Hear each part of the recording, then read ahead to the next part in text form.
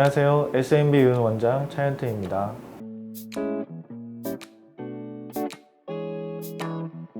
네, 여드름이 보통 이제 염증성 질환이라서 염증이 이제 방치되거나 화농성으로 심하게 진행된다거나 했을 경우에 치료 시기를 놓치게 되면은 아무래도 만성 염증이 되고 조직들의 일부가 변성이 오고 괴사가 되고 하면서 섬유 조직이 생겨서 차오르지 않으면서 페인을 듯한 흉터가 생기기도 하고요. 그리고 이제 가끔은 치료를 하면서 생긴 흉터들도 있어요. 예를 들어서 염증으로 인해서 고름이 많이 차서 굉장히 약해져 있다. 그러면 쉽게 조직이 파괴가 되죠.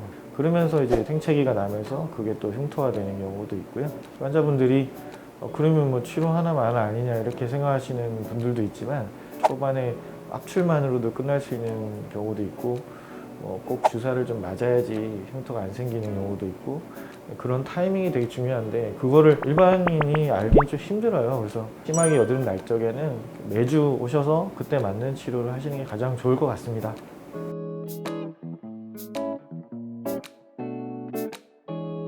여드름이 났을 적에 그 치료 시기가 타이밍을 놓쳤을 경우에 흉터로 가는 경우가 많이 있죠. 자국과 흉터는 여드름이 발생한 후에 얼마 지나지 않았을 적에는 자국이라고 보실 수가 있고요. 흉터는 재생이 충분히 기간이 지났는데도 남아있는 그런 흉터를 우리가 여드름 흉터라고 하지요.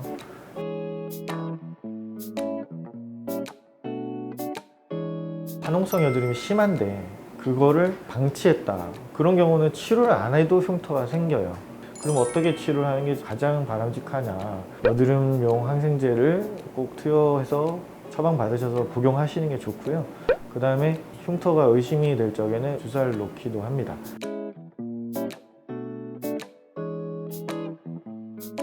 여드름 흉터 치료가 종류가 상당히 많습니다. 생각보다는 수술적인 방법도 있고요, 화학적인 방법도 있고, 레이저 치료하는 방법도 있고, 바늘이 달린 전기 자극을 주는 파셀들도 있고, 여드름의 흉터는 다양한 형태를 띠는데 그런 형태적인 것보다는 깊이에 따른 치료의 방법이 당연히 차이가 있을 수밖에 없어요.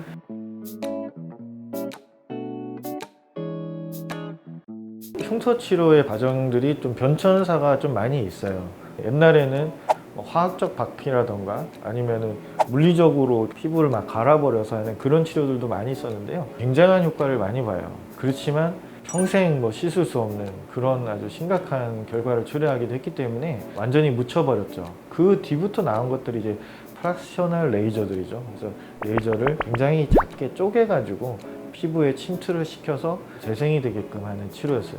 이런 치료들의 단점이 뭐냐면 레이저를 치료하고 나면 열기가 있고 그걸로 인한 부기 이런 것 때문에 치료 후 몇 달간은 상당히 좋아 보이지만 시간이 지나면 효과가 없는 것처럼 이렇게 보이는 사례들이 많았어요. 저희가 주로 많이 하고 있는 아이콘 XD라는 치료 같은 경우는 특수한 팁으로 인해서 피부 표피는 통과하고 진피층에만 영향을 주기 때문에 표피가 살아있는 상태에서 내부를 레이저 자극을 주는 그런 치료입니다. 그래서 내가 얼마든지 환자분의 피부 상태에 따라서 손상을 충분히 줘도 환자분의 피부에 어떤 부작용이 나타나지 않는다는 거죠.